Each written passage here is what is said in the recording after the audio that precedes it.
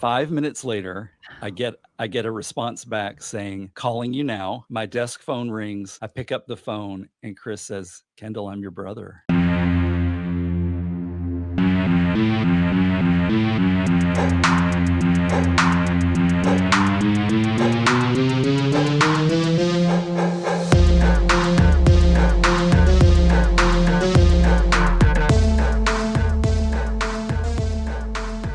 Hello, everyone. It is Monday and shit is wild out there. I'm your host, Jules. I'm Ricky. I'm Kenny. And this is season 2 of Luke, Who Is Your Father? This season, we've turned the mic over to you, the listeners, to tell us about your family's scandals, trials, and triumphs. And it is not for the faint of heart. A gentle reminder that the opinions and experiences expressed in this episode are those of our guests, who we were so lucky to have for a second time around. You can see this episode and all of our episodes and bonus content by subscribing to Luke, Who Is Your Father on YouTube. Follow us on TikTok at Luke, Who Is Your Father Pod, at Ricky Jump, and at Jules, Who Is Your Father, and follow us on Instagram at Luke, Who Is Your Father, at Ricky Jump, and at KennyK23. We so appreciate your support and would love if you could take 10 seconds to rate, review, and subscribe to this podcast and to share with a friend, family member, spooky creature, spider on your wall, or just anyone who you think would enjoy it. It's spooky season, right? Just about. Yeah.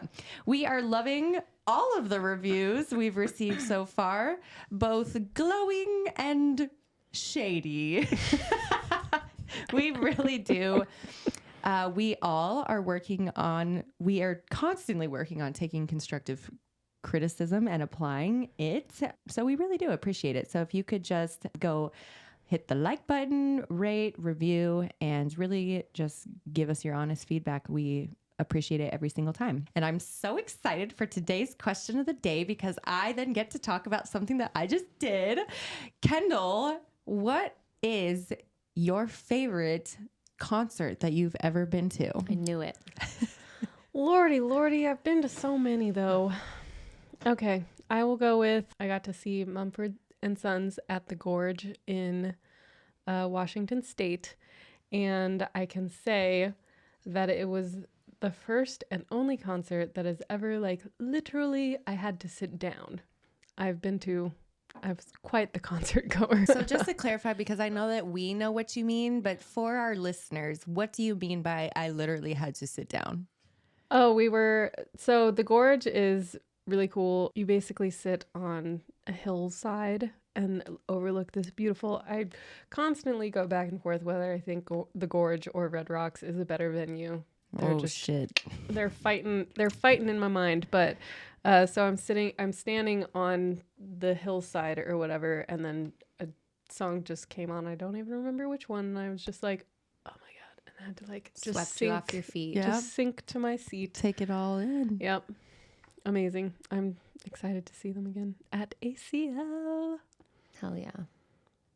It's my turn. Ricky. Yeah. Ricky's face. She's thinking. Kendall and Ricky, I'm going to give you some time. Kendall and Ricky have both been live music aficionados for years and years and years. And I don't know why I rejected that for quite a while. I was like, I don't like crowds. I don't know, but I just started going to live music more and more frequently in the past couple of years. So the reason that Ricky is furrowing her brow is because combined between the two of them, literally hundreds of shows. Yeah. Speaking of furrowing my brow, did want to mention we still off camera.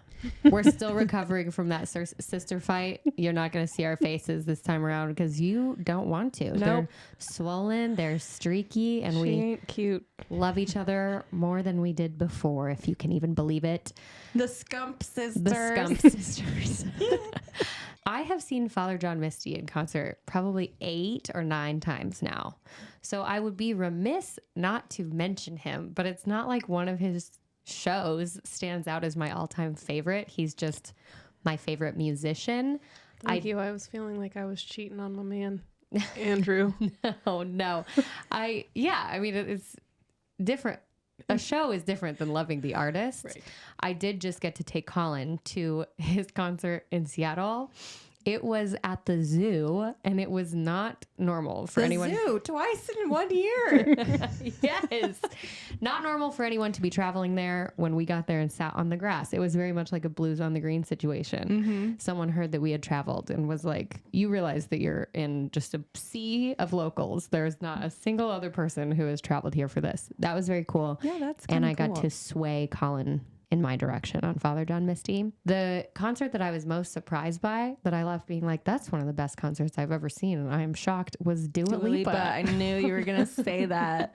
I went to see her in Houston and had no expectations. Like I mean, she's a babe, and you know, she knows how to make a bop, but I took my friend Jordan for her birthday, and she was so amazing. It blew my mind. Not only her performance, but like her set pieces, just great. So couldn't recommend more. What about you, Jules? Well, the reason that I asked the question is because one of the other reasons that I am not on camera today is because I am still wearing my makeup from last night where I went to go see Sam Smith in Austin. And holy shit, I was the way that I keep describing it is like I've never been to a concert where it is a literal voice of your generation. The crowd is obsessed. They are singing the words to almost every single song. So incredible concert, which is why I asked the question. Not my favorite show that I've ever been to. Definitely up there. But FKJ is a French musician. He's a fucking prodigy. He can play every single instrument known to mankind. And I have been listening to him for years. And I finally got to see him live in Denver last year and was just blown Was that at the away. Fillmore? No, it was at the Mission Ballroom. Oh yeah, that's that's a great venue. Yeah, you can sit. I like to be able to sit when I want to sit, and he just his musicality is mind-boggling, and the sound. I mean, it literally moves me to tears still every single time I think about it. Today is part 2 of Kendall and Corey of the Family Twist podcast. Last week, Kendall really took us all the way up to his adoption story. So it took us through his childhood, living with his adoptive parents.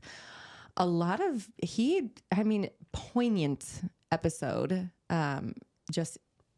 He's a beautiful storyteller. So if you haven't already listened, Yeah, go back and listen to their first episode. And then today we are really diving into the who's your daddy of the story. Him finding his biological family, what that was like, and the relationships that he's cultivated since then. So without further ado, this is part 2 of Kendall and Corey of the Family Twist podcast.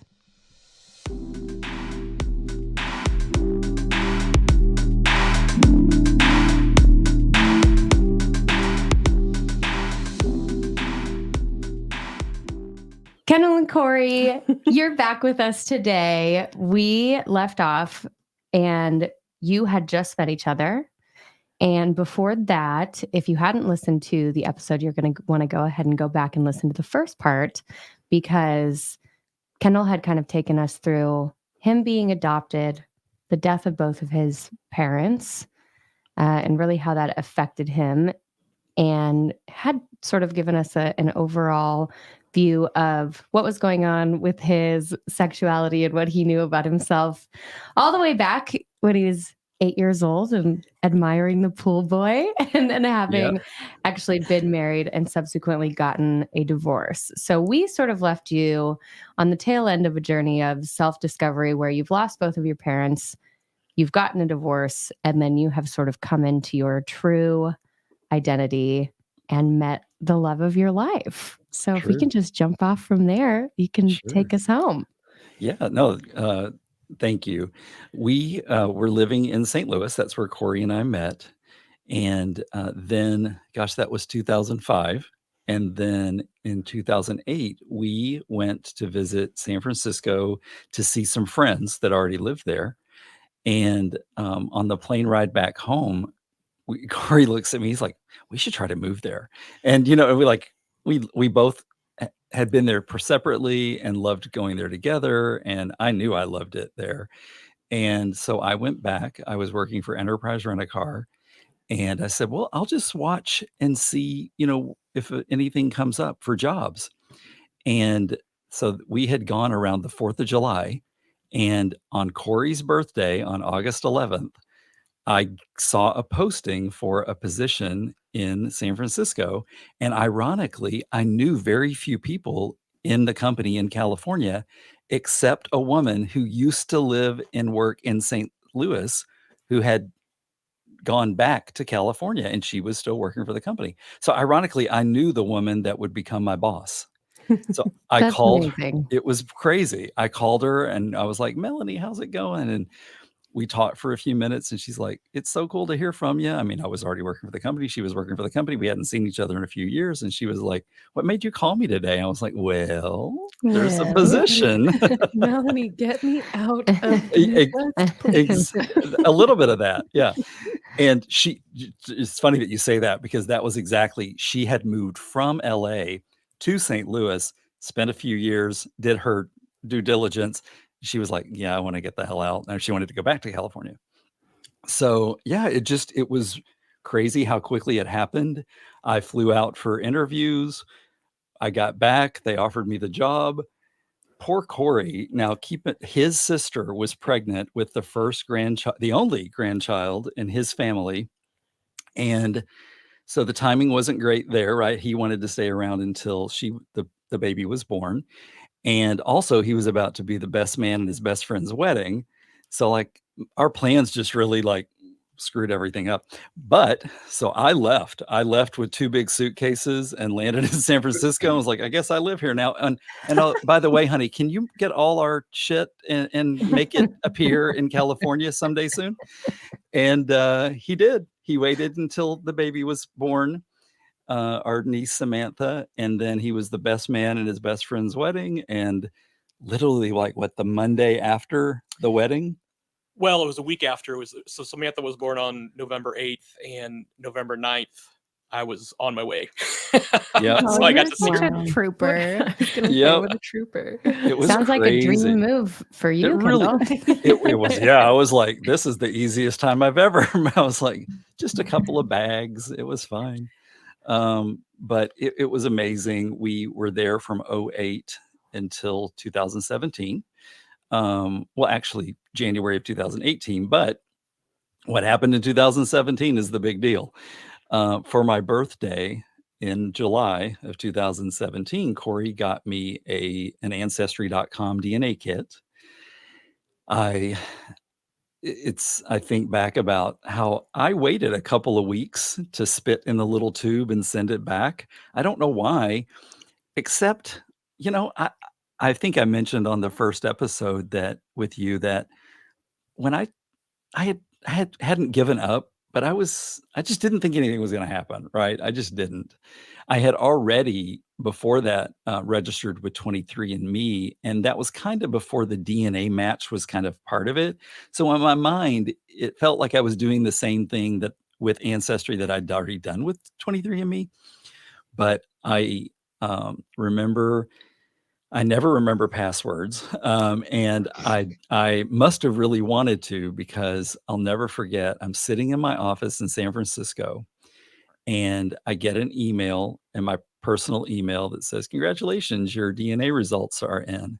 And I was like, "This thing seems really quick," because I think when I sent the sample, it said to expect that it might take 6 to 8 weeks to get them back, and this was like 3 weeks in. I was like, "Oh, they're just trying to sell me something. They want to get a subscription or something, you know?" But I clicked on it, and it asked for my password. I was like, "Oh, this feels real." And I put in my password because I obviously remembered it, and pop my matches, and at the top of the screen, it says Christopher Clark, your closest relative. And it said something like, um, it says something like close relative, half sibling, or first cousin. You know, it was kind of ambiguous, but and my brother, that's my brother. Um, I couldn't tell, anything about him because he had purposely made it super, like literally that's all it was. Like you clicked on his name, I couldn't see where he lived, how old he was, even that he was a guy. I mean, you expect with the name Christopher, but you know what I mean? Like there were no details, and I get it. he really was trying to be careful, and I sent an email to him immediately through Ancestry and said, I literally just got my results. You show up as my top match. Here's what I know. My name was Scott White when I was born. I was born on July 14th, 1970 in Little Rock. And I gave him my phone number, and I sent it. 5 minutes later, I get a response back saying, calling you now. My desk phone rings. I pick up the phone, and Chris says, Kendall, I'm your brother. Oh. And I lost my shit. I mean, the funny thing is I worked in this open office where there were 5 of us in the same room, and usually it was always loud and obnoxious, and there was nobody in there. Like, it was like the perfect moment for him and me to be able to talk. And it was crazy. The first word, like, he's like, well, what do you know? And I said, I know nothing. Like, you've just told me, more than I've ever known. And he said, oh, what do you know about Jackie? I said, who's Jackie? And he's like, oh, that's your birth mother. And it was just, Oh you know what my I mean? God. Because he knew all these details about Right. me, because my dad had never hidden anything. Right. And so it was crazy. I mean, I was bawling like a baby. I was like so happy, but it Oh. felt out of body experience. Yeah. It was crazy. Corey, what And made you, what made you why did you get this gift for Kendall in the Well, first place? I really, it was always nagging at me because I really thought there's got to be family out there. Even if Right. it just turns out to be like a first cousin or something. It's like there cannot be 0 people out there, Mhm. So I just thought, okay, well Let's give it a go. let's do And it. then because Kendall, in your first part of the story, the whole thing was so moving and touching. We never really got any details about how you felt about being adopted, or if there was any kind of, how long had you been thinking about your birth parents? Well, even as a teenager, when my adoptive father was still living, he was always supportive of that search. He said, Kendall, if you ever get the opportunity, because he knew that I hoped to petition the courts to see if I could get those records released. I mean, DNA wasn't anything we were talking about in 1986. You know what I mean? Like, it wasn't, Right. we didn't even think about that. But I knew I had their support. So, I mean, I had always thought about finding my birth parents, um, knowing that I would have had my adoptive parents' support meant a lot to me. Like, Mhm. it felt like nothing was holding me back except not knowing where to go. And ironically, Chris and I pretty quickly talked about the fact that we had both registered with an agency, a nonprofit. So, I know that their resources were limited, but we should have matched in the 80s, because Mm. we had actually given those same details, like my birth name, my birth date, my birthplace, to the same agency. So we could have and should have matched then, way back when I really wanted to know. Yeah. So, yeah, and for Corey, Corey comes from this fantastic family. They're really close. Even his step sibling, like, everybody's really tight, and he wanted that for me, and he wanted, well, practically anything for me at that point. I felt like I didn't feel like a loner, but I didn't have those connections. I just didn't. And so he was always like, "Oh, let's see what we can find. Let's see what we can find." And it was great. Kendall, that's another thing you and I have in common. It was my fiance who really prodded me to do something with the Yeah. paperwork that had been sitting on my desk for 10 years or what have you. So sometimes I Yep. think we just need that additional Absolutely. push from someone who has skin in the game and wants the best for you. Right, right. Because I feel like, you know, if I didn't have Corey's support, I don't know how comfortable I would have felt doing some of those things. Mhm. I'm not scared of much, but, there's always this fear of rejection, right? Like, there's this fear that, you're going to find these people and they're not going to want to know you. Fast forward, we could, spoiler alert, that we have stuff to talk about my mother, there, but, my biological mother, but, you know, I don't I don't know. Corey used to ask me, like, "Are you scared of the rejection?" And I would say no, but who knows? Maybe Mhm. if something there was holding me back a bit. But Chris immediately, you know, told me everything he could about, the Clark, my father's side of the family, and, that dad would be really happy that we found each other, and, and that, oh, by the way, we have a half brother, and uh, I have a half sister. So on that side as well. So dad has 4 kids.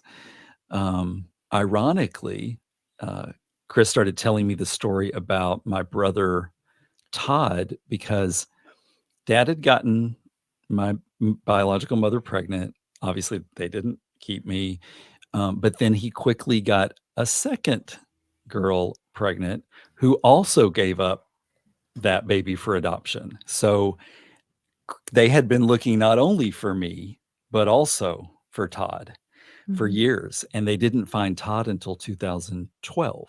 But, Wow. yeah, and then dad quickly got the 3rd girl pregnant and married her.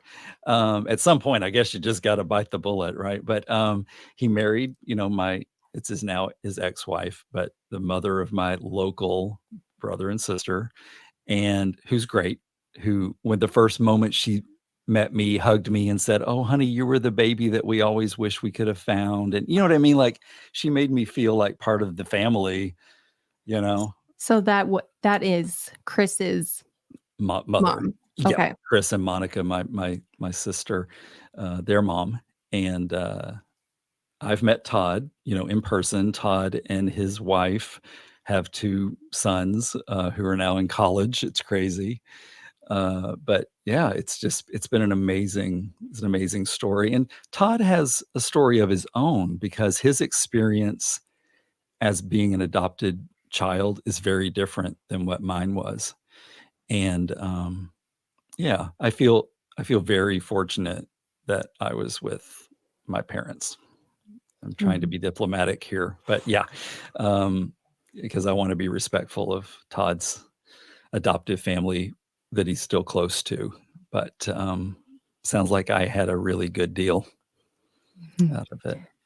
So, when you got in touch with Chris and you found out you had, is it 4 other siblings? 3 on that 3. side. Yep. Okay. Yep. Hmm. Were your biological mother and father still alive at this point in time? There were then and they are now. They Yep. were then and they Yep. are now. Yep. Okay.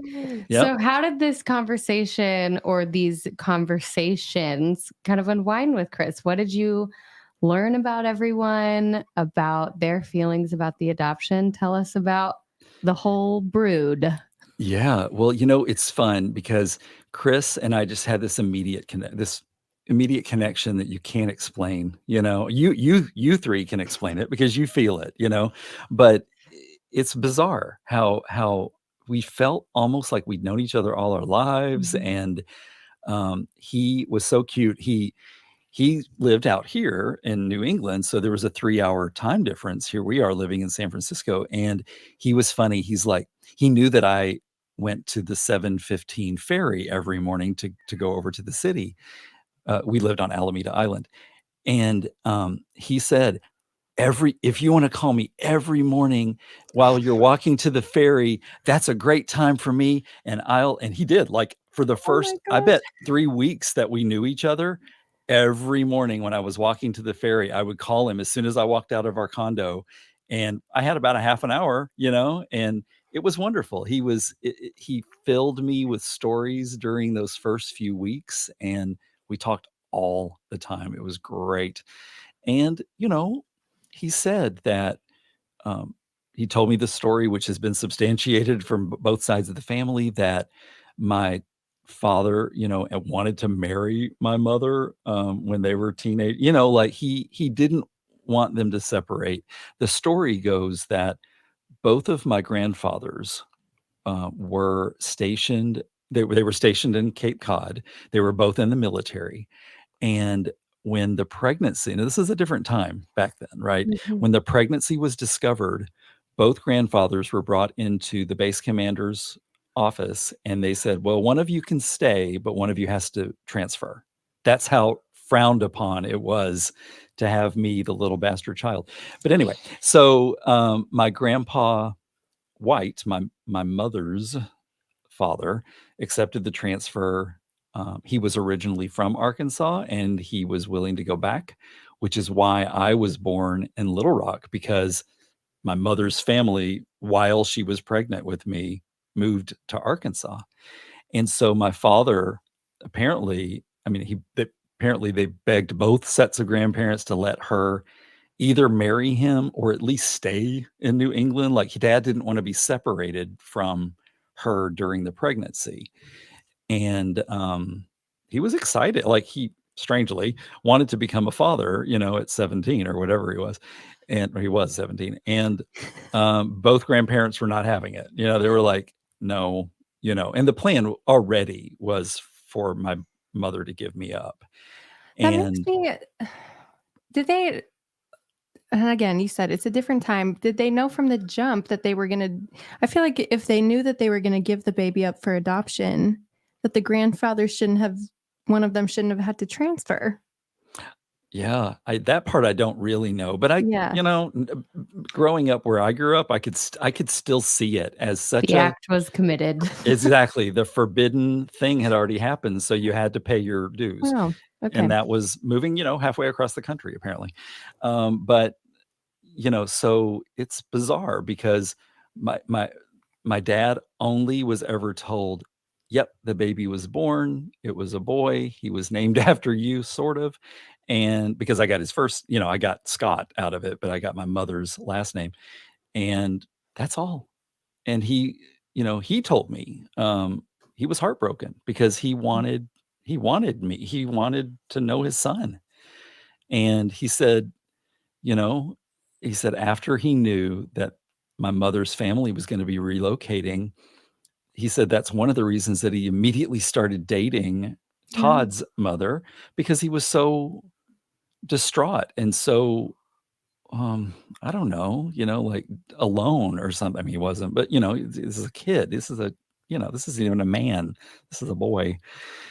And he was ecstatic when Chris finally came along and he got to keep him. You know what I mean? He's like, Yeah. he tells that story about how wonderful it was to finally get to have, like, because it felt like he had already had lost one son and then the second son. And then finally, thankfully for him, that next kid was a son too, because for him, it was like, oh my gosh, I finally get to keep, one out of three. And then just 3 years later, 4 years later, my sister Monica came along. So, um, but they had it tough. We've talked about financial insecurity a bit. You have, and we have, and gosh, I think back. I mean, Chris tells me stories about how they lived in a nice little town, but they kind of were one of the most, poor families. They were working hard, but it was just hard for them to survive.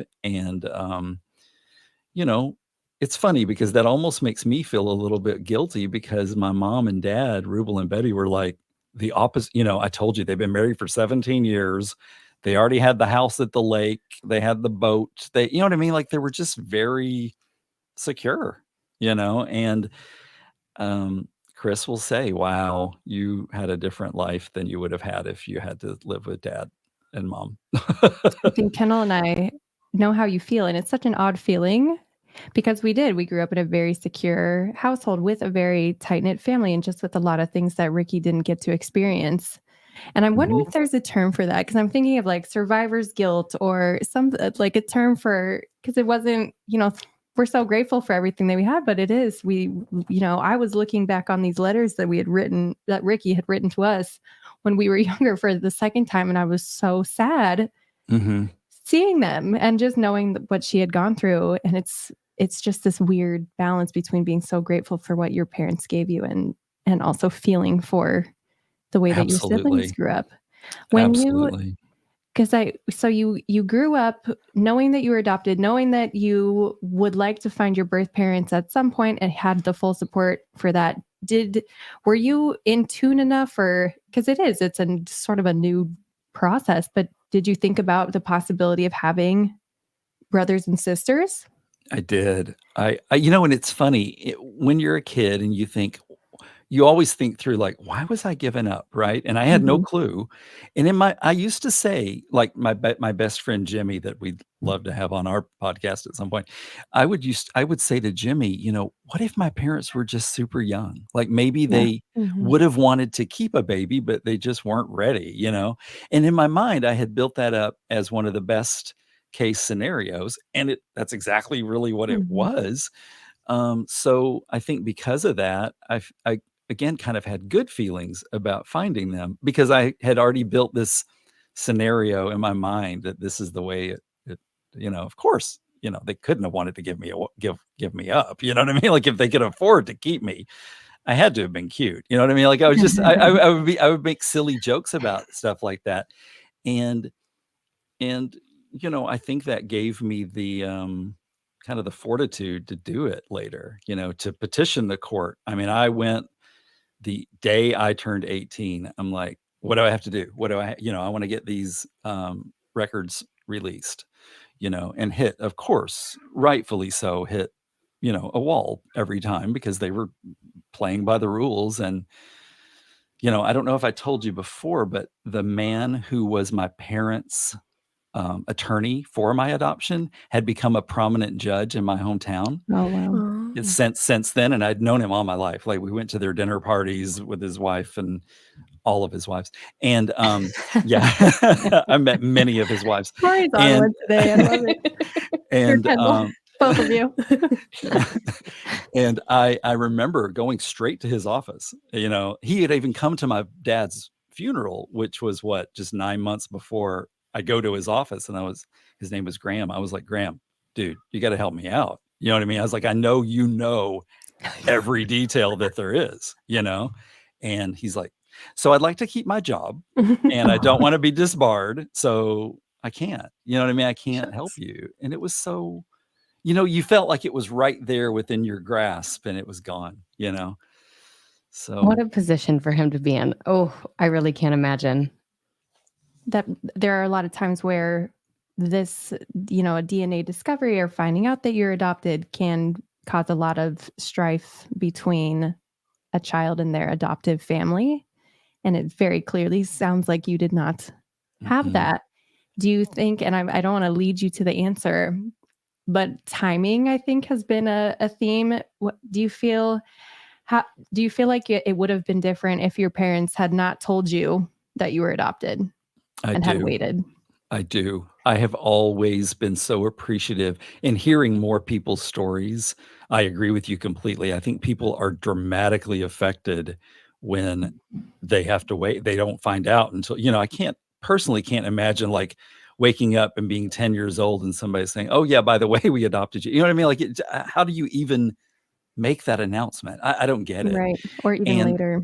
yeah, and I feel so fortunate that it was always just part of me. Mhm. Like, not that they wouldn't walk into a store and say, "Look at our little adopted kid." You know what I mean? Like, You but didn't have they a sign over your head? no, but they were 35 and 36 when I was born. So there they did feel sometimes they felt like they had to explain that because my father looked his age for sure.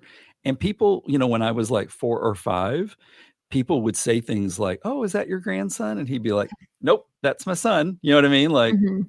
"Thanks very much for making me feel old," but because I guess biologically I could have been his grandson, but that's not the way I felt and it's not the way he treated me. And for me, he was my dad. Right. He could have been 90. I wouldn't have cared. And just like with maintaining the privacy that you want, because it sounds like when we're talking about Todd and him growing up very differently, did some of those factors come into play, the fact that you were so loved and so taken care of by your adoptive family, found out the second you were born that you were adopted? Did any of those factors have an effect on the other side? Yes, I think, well, Todd always knew he was adopted too. But it's kind of, I feel like it's sad in some ways because he and a brother who was not his biological brother, they were both adopted by his adoptive parents. So two separate families, they just adopted two boys. And then because I think they thought that they were never going to be able to have babies. And then suddenly they had three biological children in rapid succession. And I think that there was a distinct difference between the way that Todd and his brother, who was also adopted into the family, felt as compared to the biological children. And I'm glad that Todd said that because the stories that he's told me, I was like, yeah, you were. I mean, like, I wouldn't say that to him to hurt his feelings, but it's like, yeah, you were. And shame on them. And you know what I mean? Like, don't make anybody feel less than. I don't care, where you came from. If you're part of that family, you're part of that family. And that's the way it should be. No child should be made to feel like they don't belong. That's ridiculous. And I don't know how much, you know, people have their own reality, right? Like maybe Todd misremembers things. I don't know, but I can only go by the stories that he's told. And I do have this empathy for him because, and maybe it is survivor's guilt. Like, oh, how did I end up with the good situation? You know what I mean? When not everybody did. And I can also tell you from the stories, that I hear about my mother's family, my biological mother's family, I sure am glad I wasn't raised in that scenario. Not, because they weren't good to the kids, but I think it's filled with, homophobia and just things that would be detrimental to me now, like I might have internalized some of that bullshit, Yeah. that I did not have to deal with. I mean, tell us more about that. Take us back into, okay, you and Scott are talking, or not Scott, I'm sorry, Chris are talking every day on the way to the ferry. So what becomes of this? Oh, well, it's funny. Chris, he's not really ever traveled much. And he's a New Englander. He loves New England, and yeah, he's taken some trips. But I mean, he's just Does not he the have kind a of. New England accent? No, it's funny. Like I assumed so. His wife does, and I love when we tell her name's Karen, and we'll be like, Karen, say that again. And she's like, no, I don't sound. I'm like, oh, honey, yes, you do. You know what I mean? And her mother. So Chris and Karen they bought the house next door to their house, and that's where Karen's mother lives. And we love Joanne. She is fantastic, and she parks the car, and she does all that stuff. I mean, it's great. And she also doesn't think she has an accent. It's so cute. But she was born like she's a Southie. She was like born in South Boston, and yeah, it's so fun. Yeah. Oh, she's great. Chris lucked into a really good mother-in-law. Good whole Karen's whole family's great. But Chris and I were talking all the time, and it's bizarre because like I remember in September, so we only found each other on August 23rd. And in September, I said to him, I'm like, well, Corey and I are going to try to come visit. And that was so surprising to him. He's just never been the kind of person, probably because they have three kids and they're very busy lives. And, he's never been the kind of guy to just like jump on a plane. You know what I mean? And I back then, especially, we were so used to I had to travel a lot for work. So for me, that was like not a big deal. And I was like, yes, so we're going to try to come in October. And he's like, holy shit, you know what I mean? Like, oh, okay. And I'm like, well, if you don't have to remodel your house because we're coming, you know what I mean? Like it's okay, and it was great. And we came in October, and we really only stayed for a long weekend. We really were only here like 3 or 4 nights. And it was on that plane ride back to San Francisco where Corey looks over at me and says, we have to move there. We should move there. Yep. It was an epiphany. I thought he was high. I was like, what are you saying? I was like, I was like, you remember our nice life that we love in Sanford that we're flying back to right now? And he's like, Kendall, you have missed 47 years with these people. You're not missing one more minute. And it was fantastic. I mean, by January, we were here. I mean, we had not sold we owned our tiny little condo. But we kind of we've always been kind of that couple. Like Yeah. that's the way that's the way we moved from St. Louis to California. We were like, fuck it, let's just go. So you guys move out. Yep. And then Corey, you had made the suggestion. Tell us how it was for you to meet Chris and see the interaction and see the brothers together. What was that like for you? Yeah. And if I was going to say, if you could tell us, because you were so inspired to have him do it, and the changes that you saw in Kendall. I was like, meh. No, no, it was beautiful. It was like, I mean, the weekend went by so quickly, and it was just like looking at, Kendall standing next to these people that he looked like, and they'll ask like, oh, do we look like each other? I'm like, yeah, I totally see it. Him and his sister and Chris standing together, and Kendall is like a spitting image of his uncle, his dad's brother. Yeah. So it was just like surreal, seeing that, and just how welcoming they were immediately. Like, we stayed in Chris and Karen's house and Monica's house. I think we stayed the first night and the last night in a hotel, and otherwise we were there, with them. And they indulged me because Kendall and I are big horror movie fans, and there was a horror convention happening in Worcester, Mass that weekend, and so we all went to a horror movie convention together. As you do when you meet That your is so cool. family for the first time. Yes, you do. So you got to meet Chris and Monica, and then did you also meet you'd meet Scott? Yep. I met my dad. So the way it went down was the morning after we arrived, my niece, who just graduated from high school, now she was playing in a tournament, a soccer tournament. And so Chris and Karen were like, this would be a great opportunity for, you to see the kids in action. You know what I mean? Like, and we were all in for it. So we went, and that's where I met my dad's ex-wife. So Monica and Chris's mom, Anna, she was at the game. And that's when she hugged me and said, oh, honey, you're the baby we always wish we could have found. And it was just wonderful. And I was like, oh, you don't suck. You know what I mean? Like I was like, it's like you're my dad's ex-wife. But so I still hadn't met my dad. But after the game, we were having like a barbecue at Chris and Karen's. And I remember being so nervous because we were leaving the ball field heading back to their house, and Monica texted, and I've never met Monica yet either. And she's like, we're all on the way. And she was driving separately from Dad, but Dad and Monica drove up at the same time. And it was my dad and his brother. So my Uncle Sean, who I do look amazingly like. I joked with him. I was like, did you know my mom too? You know what I mean? I was like this. But anyway, and they all drove up at the same time, and we met. It was just bizarre. And Dad is so funny because he's a big man. Like I'm a shrimp compared to most of my family.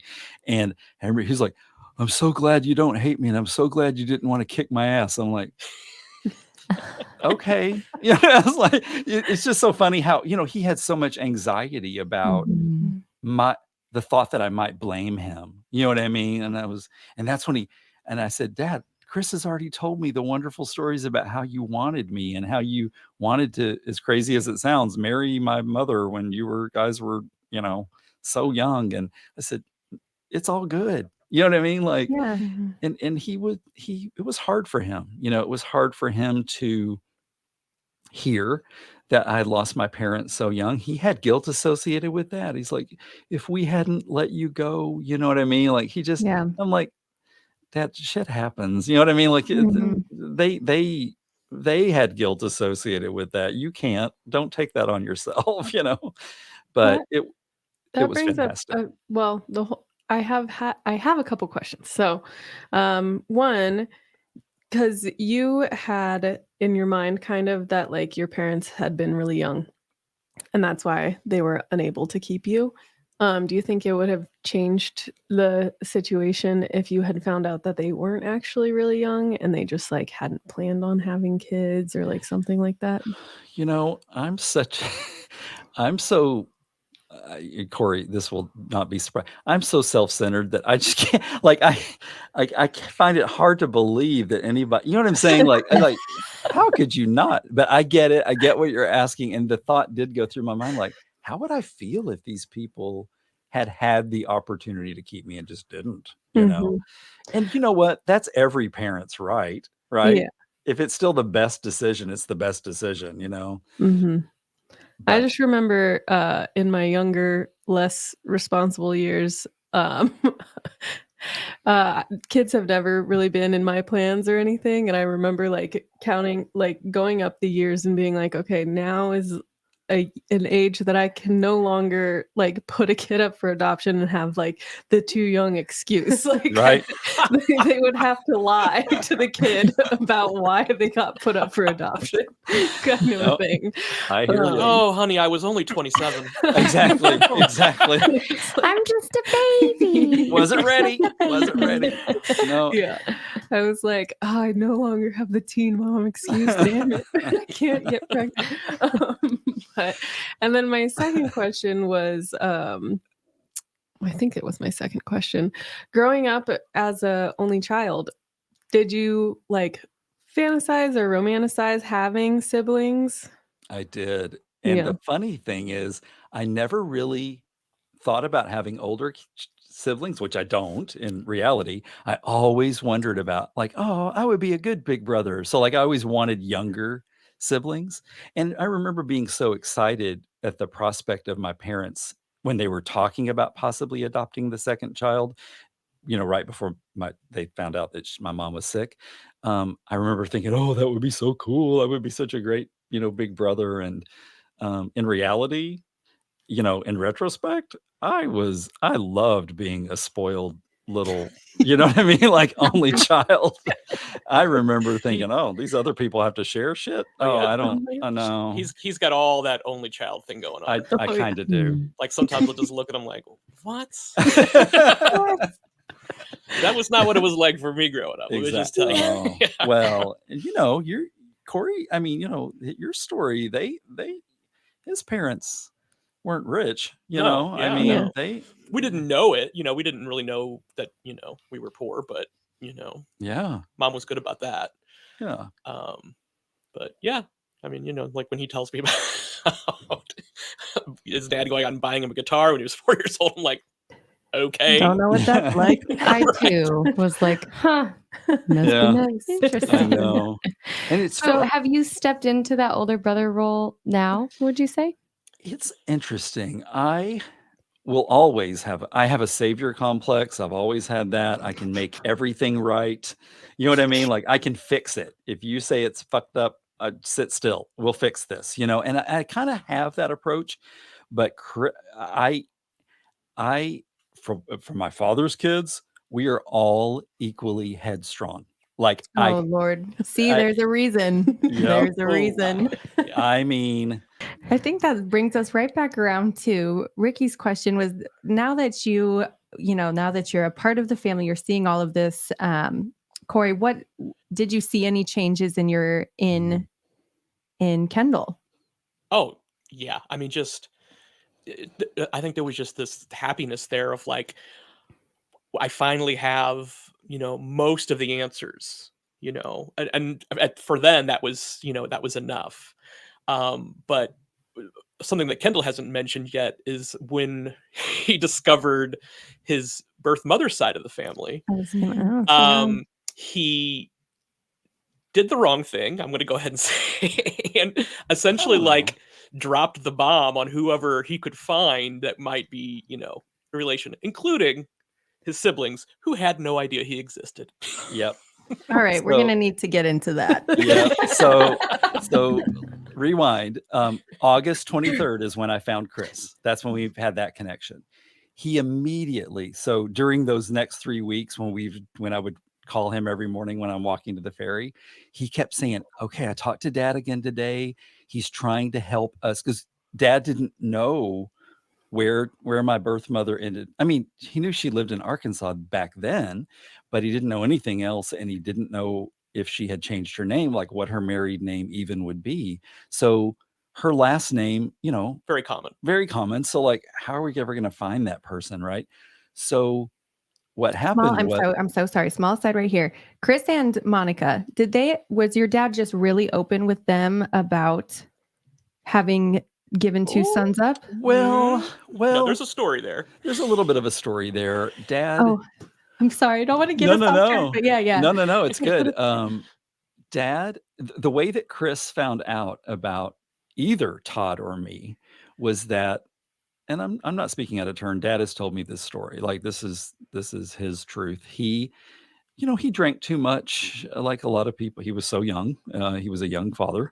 He would drink too much, and he would, sometimes get really verbal with Chris and Monica, especially with Chris. He was the older of the two.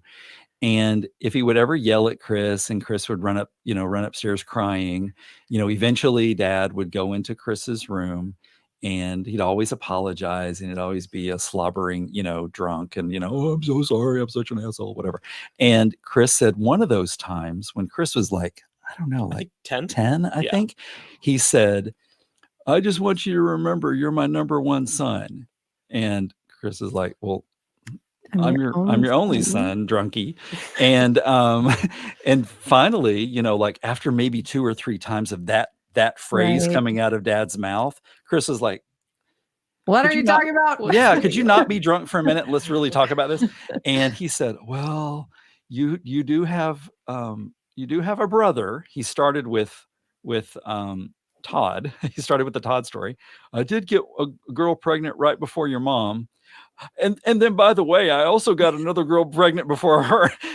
Chris is like, you've got 2 other, you know what I mean? Like how weird, right? Because Chris knows Dad was only, he was only 17 when Chris was born. You know what I mean? He's like, how could you have how could you have 2 other sons before me, you weirdo? It was like, and He yeah. made quick work with that.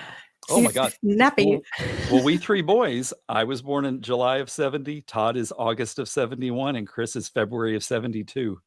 So bam, bam, bam. So he just needed to find the right gal to let him keep. Yep. I know. Okay. Yeah. He had a strong instinct. Yes. Yes. Okay. So Very Chris and fertile. Yeah.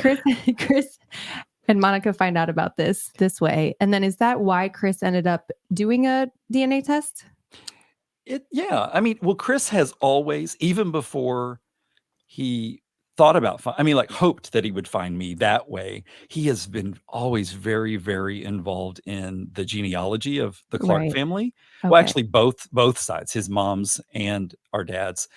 And so he had already done this bunch of research, and it's fascinating. Like the first night that we landed here, Karen and Corey were in the other room, and Chris and I were like going through these big, beautiful photo albums that he's put together of things that he's found, like online and printed. You know what I mean? Like it's crazy. It's really cool. It just Oh, sounds like historian. he was so, when you're talking about these talks, and he was such a big part of helping find your birth mother when it's not, she's not of any Nothing to relation to him. him. So Yeah. tell us about that. Yeah. Well, because he's the first person. He's like, what do you know about Jackie? I'm like, who's Jackie? He's like, oh, that's your mom. Well, from that moment on, he kept bugging Dad saying, you got to help us find this woman for Kendall. And so on Labor Day, so like everybody's off work, right? Chris calls me. Corey can sleep till noon. He's like dead to the world. I'm down there talking to Chris. Sounds like he deserves it. Oh yeah, he does. He puts up with a lot. This is a lot. But To be fair, usually in the evenings I'm doing podcast stuff True. while Kendall's sleeping on the couch. True. So, and then I True. wake him up at 9 to go to bed. Yeah, you need to go to bed since you've been asleep for 3 hours. Yeah, Kendall's always been a Perfect morning person. balance. I have Balance. always been a morning person. I get up at 5 o'clock every day of my life. Even when we used to go out and party, we could stay out till 4 a.m. I'm still up at 5. Like I'm just built that way. Yeah, it's annoying to most people. But so Chris calls me on Labor Day and he's like, are you sitting down? And I was like, nope. And he's like, I think I just found your birth mother. And I was like, how? He said, well, he said, I kept, and I'm going to have to disguise some of this. He said, I kept bugging Dad to give us a clue that could help us find the right Jackie. And he said, Dad said, oh, she had a younger sister, and who Dad knew, and even everybody, including even the teachers at school, called her this nickname. And he, I'm gonna say it's Peggy. It's not, and he said, Chris, he said, I went online this morning and I put in Jackie last name, Jacqueline last name, and my auntie's first name with the nickname. And the first thing, maybe even now, the first thing that popped up was my maternal grandfather's obituary, because he had passed away. And it said, he left 2 daughters, bam, Jackie last name, auntie last name. Survived by. Yep. And while I'm on the phone with Chris, I was like, hold it. I jump online. I jumped on Facebook, and in 5 minutes I had found, through my auntie's unique nickname, I had found a woman with her name who had a sister with my birth mother's name in 5 minutes. I was losing and I could see online that she had 3 other kids. You know what I mean? Like, she had listed, Oh my gosh. so my dad has 2 other sons and a daughter. My mother has 2 other daughters and 2 daughters and another son. So I could see that I had 3 other half siblings, and I'm experiencing this with Chris. It was magical. I was like, Chris, you helped me so much. I love you, man. It was just great. And it meant so much to him, to Jules' point, to be the person who helped me do that. You know what I mean? Like, he was proud, like, I just helped Kendall. So sweet. Does sound like such a sweetheart. He is a great guy. We couldn't be more different, but he is that makes me sound not great. Yeah, but I mean, you're great too.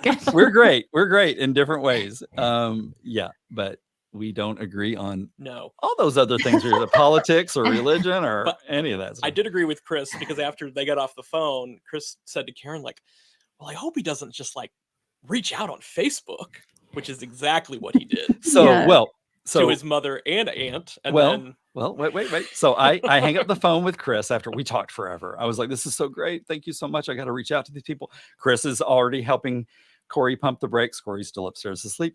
And he's like, don't do this, Kendall. Just take a breath, have a drink. It's 9 o'clock in the morning.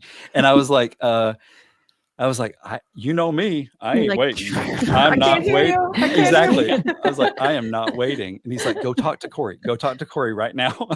So I go upstairs. I scared Corey to death. I go bursting into I just found my birth mother. And Corey's like, what the fuck? Get out of here. It's like, scared the dogs. It was great. I was over it by this point. Yeah. He's like, whatever, family schmamily. But anyway, so I tell him, I'm like, I found them. Like, I see my mother, like, my mother's on Facebook. The 3 kids are on Facebook. My auntie's on Facebook. I'm going to reach out. Corey's like, Kendall, they might, and he was right. He's like, they might not know about you. And I was like, oh, no, Dad has been so forthcoming. I'm sure my mom wants to find me. Of course. So I'm obviously impatient. I'm like pacing. I thought I was going to make a rut in our floor. I was pacing. I was like a nervous, like, I have to do this. Corey's like, just wait. And I give myself credit. I waited 2 whole hours and I jumped on Facebook, and I thought, well, who should I start with? I have to start with my mom, right? But I could also see that she hadn't posted in like a year and a half. And I'm like, is she ever going to see this? Probably not. So because I'm a strategist, I was like, well, of course I'm going to send the same message to her and to my auntie and to the kids at the same moment. And I did. I sent it to, and like, I can't remember how this works. Is it in like a group or you thing? sent them separately? No, I sent them separately. Okay. Like through Facebook Messenger. Still. I'm like, so I'm Scott White. I was born July 14th, 1970. Sound familiar? You know what I mean? Like, and so my auntie didn't see it right away, but my baby sister was with our mother out shopping at Target or someplace. And she said, now my sister Brooke does not know I exist. She said, she thought this was crazy. She said, I literally, Kendall, just turned the phone around to mom. It was like, because it said, I think I'm your brother. I think I'm your brother. And she said, I had to catch her. She like almost fainted. And she said she didn't even have to tell me it was true. You know what I mean? She's like, Yeah. why would she react Like that way? written all over her Right. face. Yep. And so Brooke and I talked that night. I said, can you call me? And she said, yeah, let me get rid of, let me get to a better place. And she went back home and she called me and we talked forever. And of course, I was asking all kinds of questions, about our other siblings. And she said, I don't know how they're going to feel. We don't know anything about you. You know what I mean? Like we didn't know this was a thing. And I had already figured out my sister, now that Corey's already referenced Stephanie, that I'm so close to, the child that my mother had right after me. She had a weird setting on Facebook where she wasn't accepting messages from people that she wasn't friends with. So I couldn't have reached out to her. But ironically, Stephanie and her husband were in Boston, small world, at that moment on vacation. And Brooke, my baby sister, was like, I don't want to tell her while she's like trying to be, on vacation. Let's wait till she gets back home. Did you wait? I didn't have another way. I had to. I was pissed off. I'm like, he goes and finds her in Boston. Exactly. I'm like, how could you not? He's like, she like be posts where available. she's eating dinner. Yeah. She pops up. Don't take a bite. Don't take a bite. But anyway, it was crazy. So Stephanie and I immediately, like, I love Brooke, and we're close-ish. But Stephanie and I were just like two peas in a pod. It's crazy, and she's great, and I love them all. But my brother Richard. So I guess Stephanie and Brooke are related. They are related. No, they're not. No, they're not. They're not Not to related Chris. to Chris. No. Okay. But it was I do have a great picture of when Corey and I bought our house. Stephanie came to visit. Chris came over, and here I am standing between my two half siblings who are not related to each other. Yeah. I was standing by my father's son and my mother's daughter, and it was so great. And it was kind of cool to see me look kind of like both of them a little bit. Your little mesh. And then were you about to say something about Richard? Yeah. So my brother Richard is my mother's other son, and he and I have technically never spoken. I've left him voice messages, and he's texted me back, but he's never called me. I've never heard his voice. He's protective of our mother, and if she won't speak to me, and she won't, then he won't. Maybe. I don't know. I thought there was hope at the very beginning. But it was about, I'm very, very impatient. I wanted to speak to my mother that day.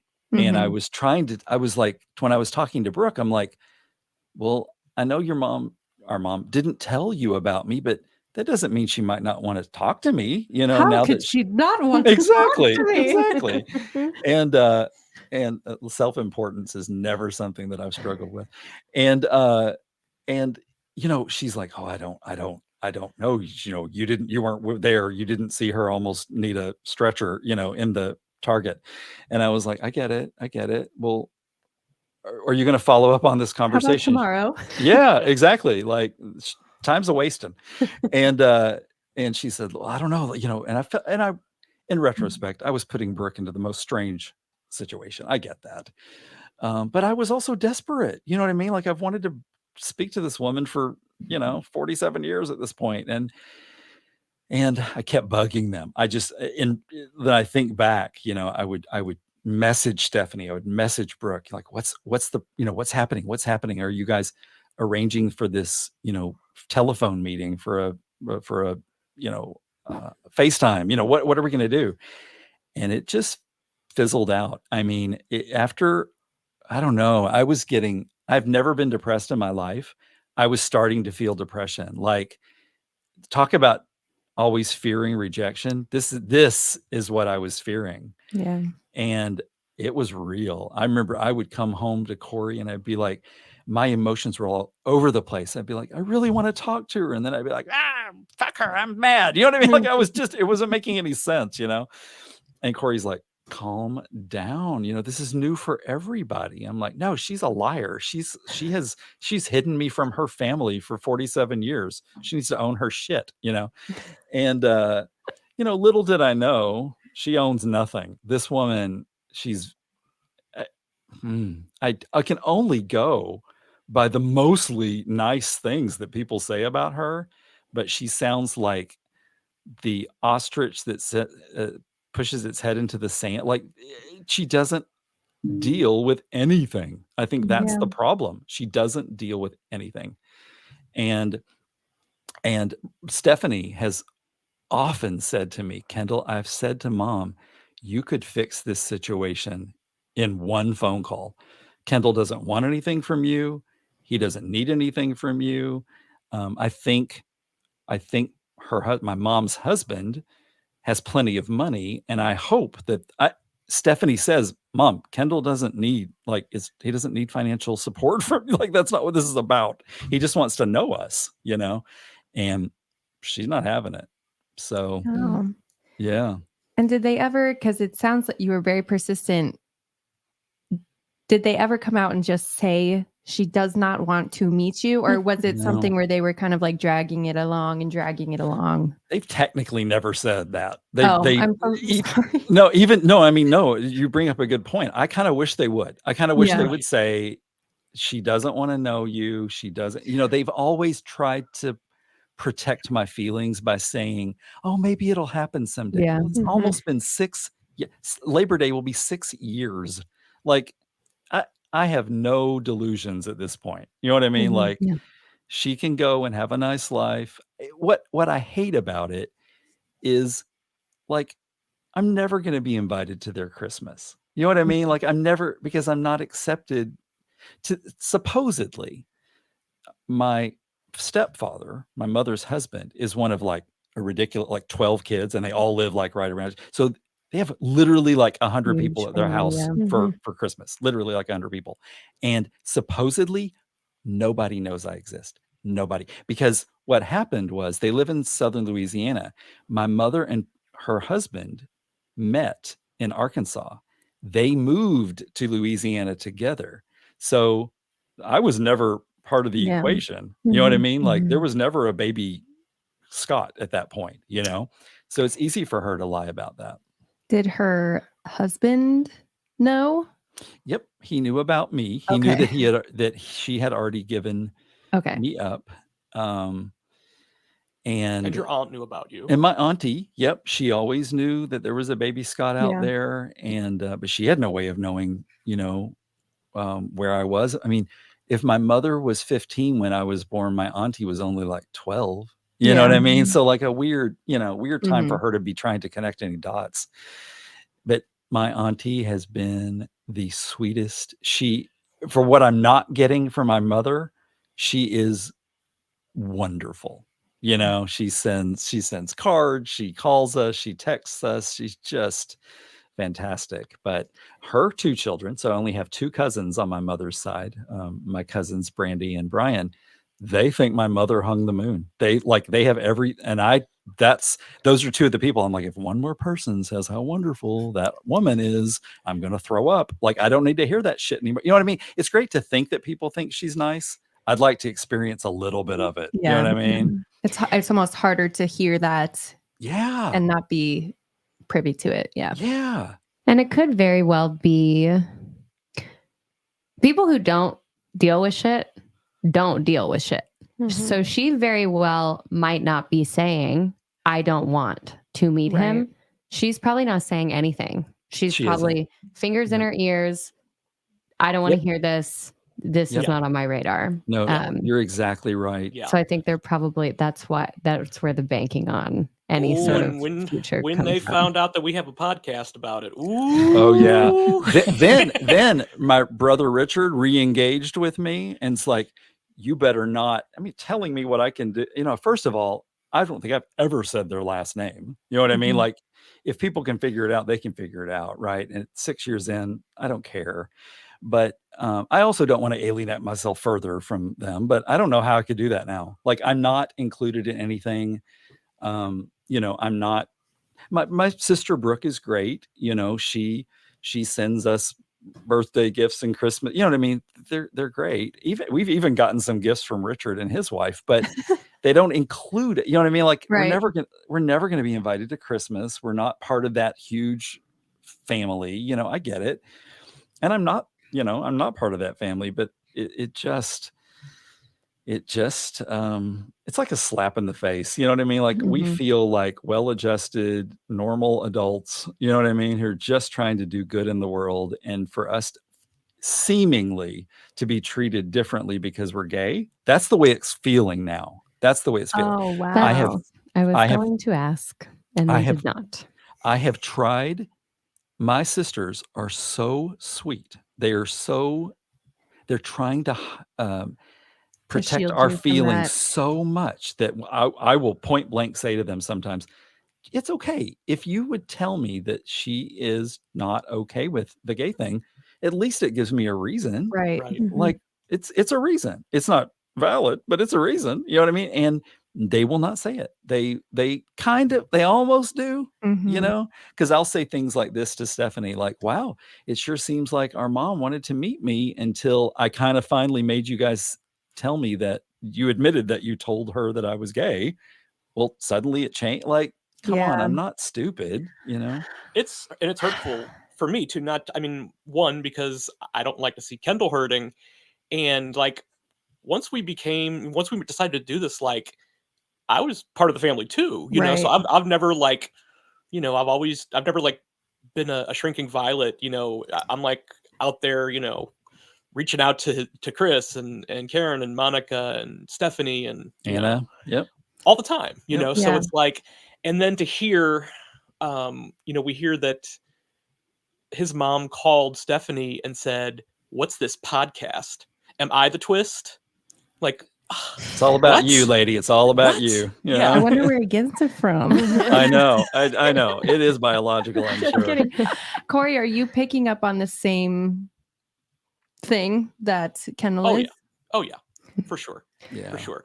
And it is. I think that they, Stephanie and Brooke have just tried to protect Yeah. that. They don't, and I'm sure they don't want Kendall to hate her because she's homophobic or whatever.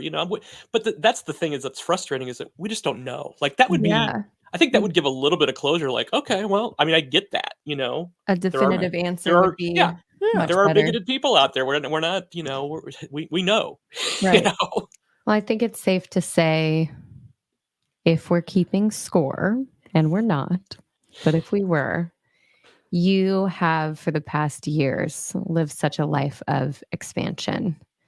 And a lot of that has to do with you being curious and accepting and persistent. And some people will always just live a life of compression because they Mhm. aren't.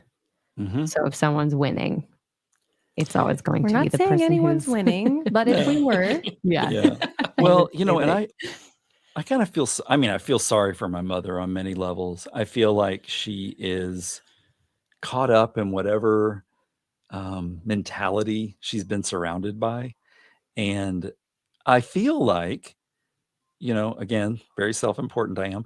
I feel like if she could just meet us, you know yeah. what I mean? Just briefly, just, you know what I mean? Just, I, I, I, there's nothing wrong with gay men that are super effeminate, but I joke with my sisters. I'm like, do they think we run around in tutu? You know what I mean? Like like what's the stereotype that she's scared of? Right. You know what I Right. mean? Mhm. Mhm. Like what is it? Is it that? Is it what the media portrays Mhm. as super flamboyant? That's not who we are. We never have been. We're just two normal guys who happen to be in love. You know what I mean? Yeah. Like it's and knowing that she's so short-sighted and, focused on her version of reality, maybe I, we're better off. I would say, and obviously I'm in no position to give you any advice, but I would say maybe if you could find if you could give yourself a direct answer and give yourself just a definitive, okay, like draw a line in the sand. Okay, she doesn't want to meet us. This is why, and it might help move past that. Ricky and Kendall and I think Ricky and I, when we met our biological father, and then Kendall and I, obviously always having grown up with our adoptive parents. And I think Ricky had a lot of feelings, and so did I when we ended up meeting our biological father. Has meeting your father and then having this kind of thing with your birth mother, what has that made you feel towards your adoptive parents? Wow. Well, I feel like that my feelings about them really haven't changed. I really, I still sort of idealize them some. I think we all do that when our parents are gone. But I've also come to grips with, how difficult they both had it. You know what I mean? Like my mother was ill for so many years. My father had a horrible time dealing with it and afterwards. And so my love for them is just the same. But there is a dichotomy between my dad Scott Mm-hmm. and how accepting he has been of me and Corey, and include, to Corey's point, he includes, you know what I mean? Like he includes Corey in the family, just like, Chris and Karen and Monica do. Everybody treats Corey great on this side of the family. And then my sisters do on my mom's side. But it's a stark difference for me between, how I feel about Scott and how I might never feel about my biological mother. Do your feelings towards your biological mother make you remember your adoptive mother? And For sure. I mean, as judgmental as it sounds like my biological mother is, my adoptive mother was the complete opposite. I mean, she raised me to have self-respect, so I think there's something to be said there. But she also, talk about a giving person. I don't know if you know much about the Jefferson Awards, but she earned a Jefferson Award in those last few years of her life because of her community outreach. She started a homebound program for people in our hometown who were stuck in nursing homes. And she actually used my love of the guitar. She was a wonderful singer, and she would have me come with her to the nursing home, and I would play the guitar and she would sing to the old people. Yeah. This is my mom. She gave. I mean, that's what she did. Her mission in life was to give back to the community. And from what I can hear about my adoptive mother, all she does is take. Your birth mother. My birth mother. Sorry. Yeah. I'm just not that person, you know? And maybe I'm wrong. Maybe she is more giving, but well, to be fair, our feelings today are very raw because we had a difficult conversation with his sister yesterday. Oh, wow. So I mean, we can't get into the details, but it's just like we were both pissed. Yeah. One of my sisters learned something yesterday that they've sworn us to not talk about, but really difficult. And it brought a lot of this to the surface again, and to the point that, and I don't have a problem saying it, I said to my sister on the phone, I was like, well, the problem is our mother's just a fucking liar. You know what I mean? Like that's kind of, that was the gist of the conversation. And to Ricky's point, you're right. The people that don't deal. And I have a hard time with her and her level of deception and deceit and, sticking her head in the sand. I just cannot relate to that. I just can't. I've never been that person. I'm so sorry that you guys had that conversation so recently. Thank you for sharing as much as you have, and I know that can be so difficult to sit down and talk about that so soon. And we obviously had no idea. So we really, Sure. really appreciate you still being here and sharing as much as you have. I mean, families come with drama. Yeah. I mean, I heard I heard some other Apparently. news today. Yeah, Corey. My mom's side of the family, we like a little hot goss, Oh. So my Spill the sister, tea, girl. Yeah. my sister texted me this morning. Did you talk to mom this weekend? And automatically I'm like, oh, there's a story. I said no, and she's like, so you don't know the news? Like news is in parentheses, you're in quotation marks. I'm like, no. Yeah. I guessed it almost immediately. Yep.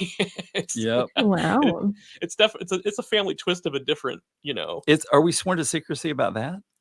it's not public really yet. Yeah. Okay. We'll drop I don't it. even know. I don't even We'll know- drop it I later. don't even know if we're supposed to know it yet. Yeah. We'll have to do an I mean, extension. eventually, it's not gonna be long before. Yeah, this is going to become obvious soon. Right. Wow. Yeah. You guys are killing me. Got it. Got it. Yeah. Well, I can think of things that become obvious soon. Right. Yeah. But just to wrap it up, again, thank you for showing up so authentically, and especially after you've had a difficult conversation.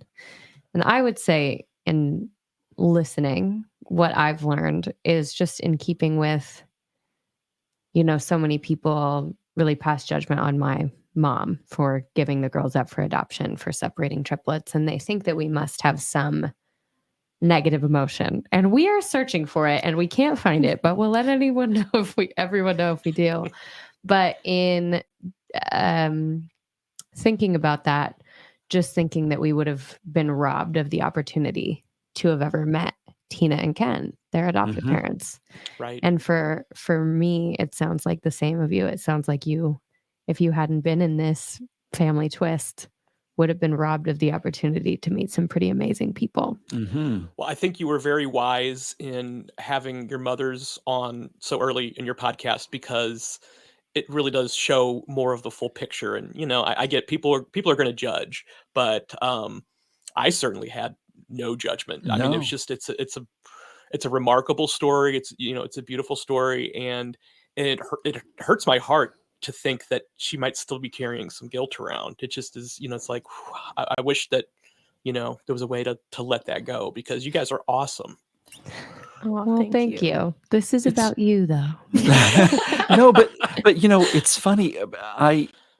When I heard your biological mother's story, she was in such a unique situation, like Yeah. just such a unique thing, and dealing with your father's, emotion. This is, nobody can judge. You know what I mean? Like, not legitimately judge that relationship and the way that all went down. I mean, and you've all turned out great. Like, there's no problem with it. You know what I mean? Like, there's no, It sounds like, and thank you so much. And we think that you guys are so amazing as well and so much fun to talk to. We're sitting over here cracking up the whole time.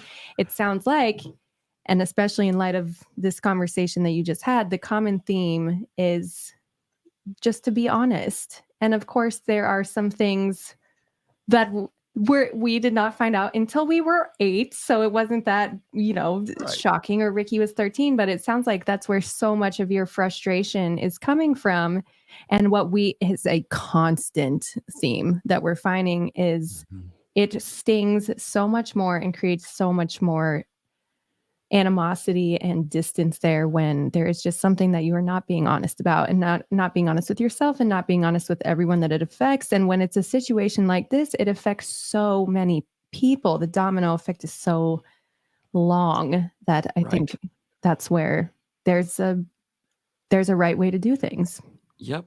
And it's, it feels not fair to, it's one thing to keep a truth from an adult. It's another Mhm. from a child. You know what I Yeah. mean? They can't help but internalize some of that stuff, right? Right. So I feel like you have to be honest with the children. You just have to.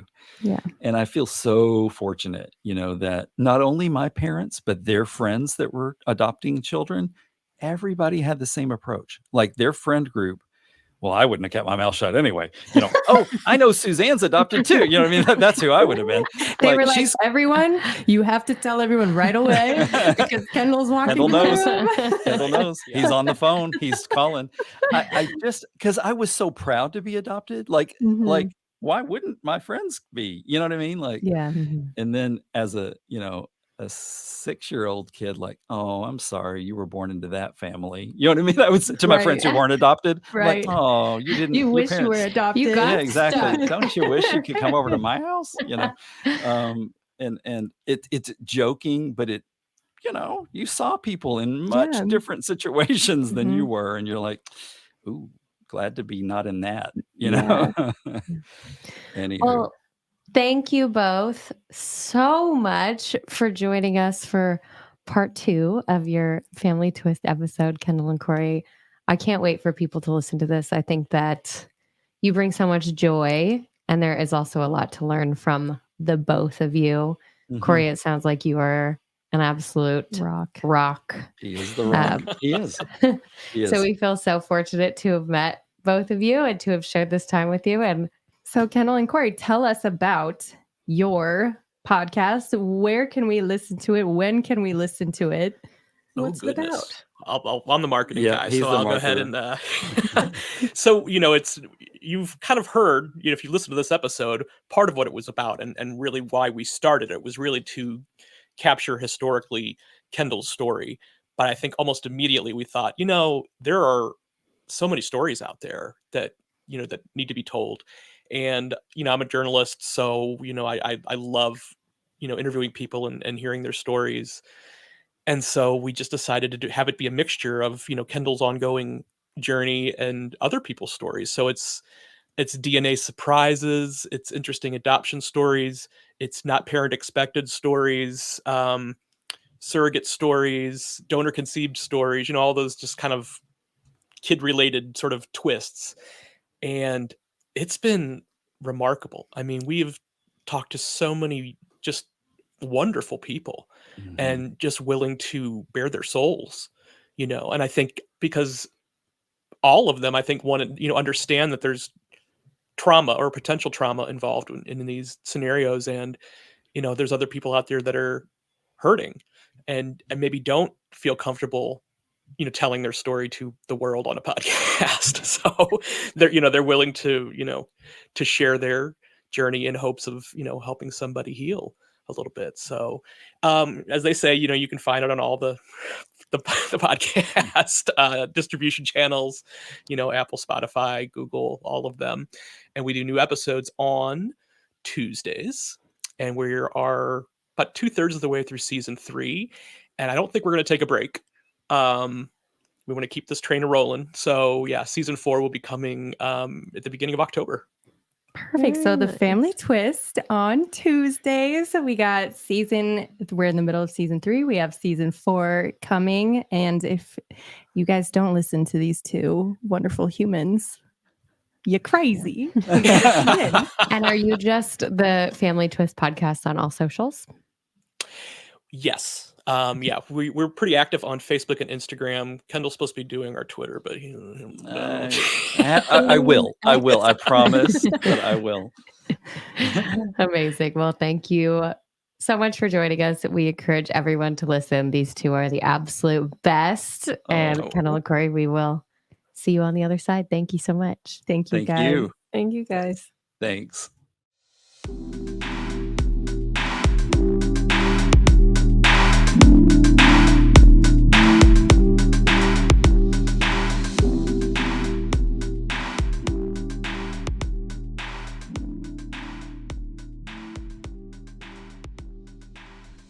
What's a conclusion? And I think it is worth noting that Kendall came into this episode a little bit raw, right off the heels of a conversation with his biological family that left him feeling a little bit raw. And I think it's worth noting that everyone is entitled and deserving of their own experience and feelings towards their biological family and might be their adopted family. And we completely understand and empathize with any singular point of view. And I think that that was a really interesting kind of peek behind the curtain and something that we haven't necessarily heard yet or dug we into. haven't had anyone get too spicy yet, and we should. Yeah, that's real. We want this to be as real and authentic as possible. So I think that was my biggest takeaway from this week is just how real and authentic he came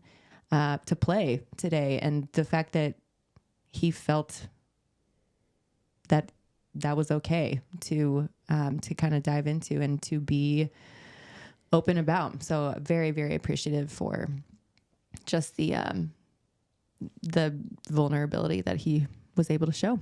Yeah, he has really impressed me throughout. So has Corey, obviously. They impress me behind the scenes as well. When we're working with them or just kind of going back and forth with them, I'd say, I hope it's safe to say that we've made new friends in them for sure. And I really just appreciated, the way that things played out with his biological family and the way that some of it has been great and some of it has been not so great. I think it's a really real look at how things like this can unfold and sort of gives people another lens into what expectations you shouldn't have, but can or may or may not have. And again, I just really love how they show up for each other and how they show up for other people and how they just keep picking up and moving all over the United States to follow their heart's desire. Yeah, I think I really appreciated the vulnerability that Kendall showed, and I also appreciate all of the different viewpoints and feelings and reactions and everything that we're getting from everybody on this podcast. We just ask that people show up and be as vulnerable as they can and want to be, and people are Delivering. not disappointing. So I think it's a really good kind of case study for all of these stories and how we can be there for people and also how people might react and be in these situations. Well, thank you all. Thank you, Kendall and Corey. Thank you, sissies. The Scump sisters are signing off. In the meantime, we hope you leave feeling a little bit more normal in your own family dynamic, excited for the possibilities, and more curious about the world around you. Have a good week, take things in stride, and leave people better than you found them. We'll see you next time. Bye. Bye.